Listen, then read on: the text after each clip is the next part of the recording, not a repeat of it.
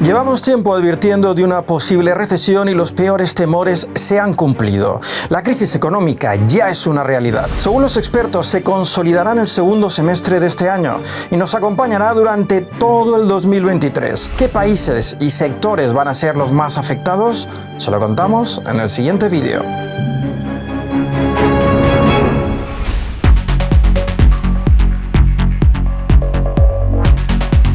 La economía mundial cuenta con tres motores: Estados Unidos, la eurozona y China. Y hasta ahora no se había dado el caso de que los tres dejaran de funcionar a la vez, excluyendo la pandemia. Y todos conocemos ya las consecuencias. Sin embargo, en la actual coyuntura, con la crisis energética, la inflación disparada, la guerra de Ucrania y los últimos coletazos de la pandemia, las tres locomotoras dejarán de ir a plena velocidad e incluso podrían bloquearse. Entre las grandes economías mundiales, la que más se contrajo durante el segundo trimestre fue China, a causa de sus estrictas restricciones por la pandemia, cuyo crecimiento cayó un 2,6% respecto a los 3 primeros meses del año. Estados Unidos y Reino Unido se contrajeron un 0,1%, mientras que Japón y la eurozona apenas crecieron un 0,5% y 0,6% respectivamente. En el caso de Estados Unidos, ya es el segundo trimestre consecutivo que decrece, así que técnicamente ya podemos hablar de recesión. En Estados Unidos, en cambio, sí, ya el primero y el segundo trimestre han tenido crecimiento negativo, por tanto se puede decir que técnicamente la economía norteamericana está en recesión, y poco a poco iremos viendo cómo otros países, cuando vayan saliendo datos del segundo trimestre, que en algunos no han salido, y sobre todo en este tercer trimestre que estamos ya próximos a acabar, pues vamos a ver cómo muchos países van a entrar en una senda de crecimiento negativo. Mucho me temo que estamos a las puertas de un periodo recesivo en la economía mundial, más o menos intenso según algunas áreas geográficas, pero que desde luego vamos a tener una segunda parte del año bastante complicada.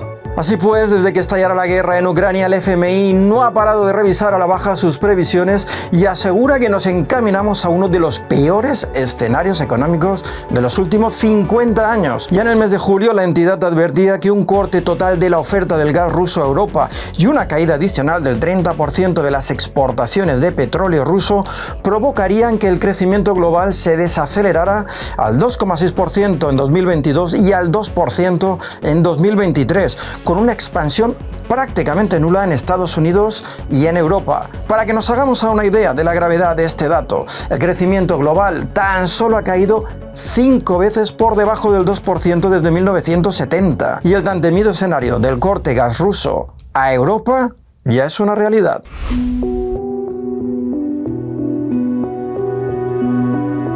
Se confirma que vamos a tener una carencia de gas ruso durante este invierno. Sin duda aquellos países más dependientes de esta materia prima, especialmente todo lo que estamos viendo desde, digamos, de Alemania hacia el este, van a ser los países que van a sufrir más. Pero al final la eurozona es un conjunto, y si Alemania puede entrar en recesión, que es algo que sería muy sencillo de que ocurriese si a pesar de que ya estamos en los niveles de gas requeridos, de reservas del 80%, pero desde luego si el gas no sigue fluyendo vamos a tener seguramente cortes de gas, o va a haber cortes de gas en el centro y en el este de Europa. Vamos a ver, por tanto, cómo esa caída de la actividad, especialmente industrial, se va a trasladar al sector servicios y va a acabar contagiando a todos el resto de la eurozona sin ningún género de duda. Pero ojo, porque Europa no va a ser donde más se sufra la recesión. Los países emergentes, y en especial aquellos con mayor exposición a la deuda, serán los más golpeados. En tiempos de incertidumbre, el dólar se convierte en un refugio seguro y aumenta su valor, lo que hace más costoso a sus gobiernos devolver la deuda en dólares, algo que les resultará familiar en muchos países de Latinoamérica. Y si a esto le sumamos la subida de tasas por parte de la Fed, tenemos el terremoto perfecto en la región.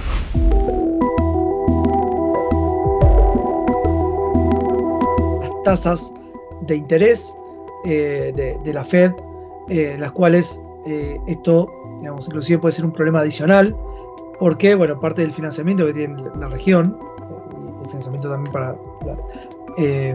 financiar exportaciones, financiar proyectos, está básicamente basado en las tasas internacionales, ¿no? Entonces un crecimiento, esto podría inclusive afectar muchísimo más a la región.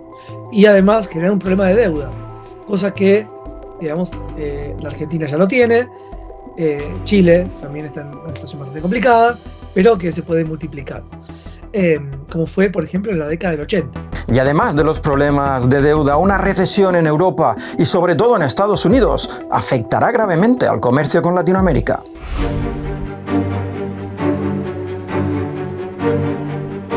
Yo creo que el sector automotriz se va a ver bastante limitado. Es muy importante en México, muy importante en la Argentina, muy importante en el Brasil.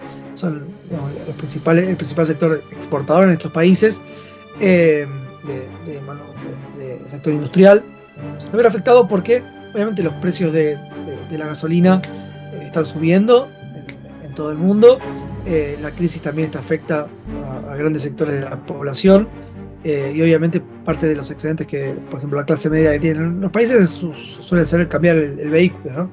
Entonces creo que aquí va a haber una menor demanda de autos en la región, en los Estados Unidos. Pues ya han oído, abróchense los cinturones porque vienen curvas y de momento nadie sabe cómo esquivarlas. Mientras no acabe la guerra en Ucrania, no se resolverá la crisis energética, la cual dispara la inflación. Y para moderar la inflación, los bancos centrales suben las tasas, lo cual a su vez provoca una crisis de deuda. Y así tenemos la tormenta perfecta. ¿Qué opinan ustedes? ¿Cómo podemos salir de esta? Déjennos sus comentarios. Hasta la próxima.